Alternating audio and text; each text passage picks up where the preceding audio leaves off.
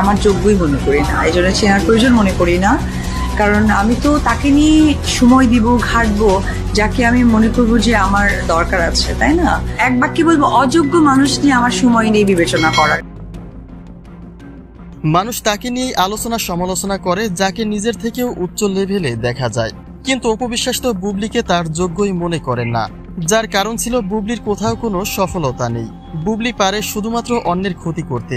যাদের একেবারে শিক্ষা দীক্ষা লেসহীন তাদের নিয়ে আমি আর সময় ট্রোল কথা বলতেই চাই না। ঠিক এভাবেই বুবলিকে নিয়ে কটাক্ষ করেছিলেন অপু বিশ্বাস। বুবলিকে অপমান করাটাই ছিল তার মূল উদ্দেশ্য, কেননা অপু তার প্রতিটি সাক্ষাৎকারে বুবলিকে পচা আলু বলে সম্বোধন করতেন। আমার পরিবার থেকে একদম স্ট্রিক্টলি বলা, ক্যামেরার সামনে যখনই তুমি সুযোগ পাবা তখনই পচা আলুর নামে ইচ্ছা মতো বলতে থাকবা। যুক্তরাষ্ট্রে পা রাখার আগে থেকে সাকিবের সাথে থাকা সখ্যতার প্রমাণ দিয়ে যাচ্ছিল শবনম বুবলি। বাবা ছেলের মুহূর্ত থেকে শুরু করে সাকিবের সাথে তার ঘনিষ্ঠ মুহূর্তগুলিও একে একে শেয়ার করেছিলেন, কিন্তু সেখানেও অপমানের পাত্রী হয়েছিলেন তিনি। অপু বিশ্বাস তাকে সেখানেও প্রকাশ্যে ছোট করেছিলেন।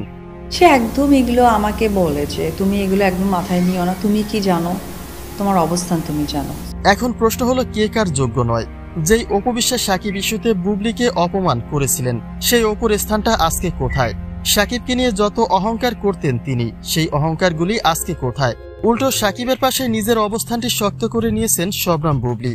যুক্তরাষ্ট্রের মধ্য দিয়ে সাকিব বুবলির সম্পর্কের উন্মোচন করে নিয়েছেন তারা। বুবলির প্রথম দিনের প্রকাশিত ছবিগুলিতে ক্যামেরাম্যান রাখা হয়েছিল, কিন্তু গতকালের প্রকাশিত চিত্রে অতিরিক্ত কাউকে রাখা হয়নি। সুতরাং এটা স্পষ্ট যে তাদের ঘনিষ্ঠ মুহূর্তে কারোরই উপস্থিতি রাখতে চান না সাকিব বুবলি। ব্যক্তি ফ্রিডম নিয়ে নিজেদের মতো করে ব্যক্তিগত সময় কাটিয়েছেন সাকিব বুবলি। এখন প্রশ্ন তো থেকেই যায়, কে কার যোগ্য নয়।